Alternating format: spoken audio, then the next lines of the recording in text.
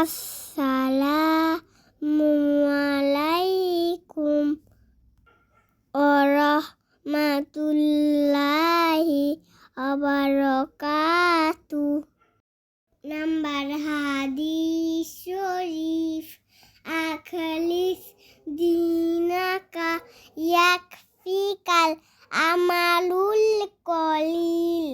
হাদিস শরীফের অর্থ, তোমার ঈমানকে খাঁটি করো, অল্প আমলই নাজাতের জন্য যথেষ্ট হইবে। বিশ্বনবী বললেন, খায়রুকুম মান তাআল্লামাল কুরআন ওয়া আল্লামা। তোমাদের মধ্য থেকে ওই ব্যক্তি আল্লাহর কাছে সবচাইতে বেশি সেরা, যে নিজে কোরআন শিখে অন্যরে শিখায়া দেয়। আপনি কোরআন শিখলে আপনি সেরা, আবার আপনি যদি শিখায়া দেন তবেও আপনি সেরা। এজন্য কোরআন শিখানোর চেয়ে শ্রেষ্ঠ কাজ হয় না। আপনি যদি কাউরে শুধু সূরা ফাতিহাটা শিখান, কোন সূরা, ওই লোক যতবার জীবনে সূরা ফাতিহা পড়বে তার একটা পার্সেন্টেজ সওয়াব আমলনামায় আপনার আছে না নাই?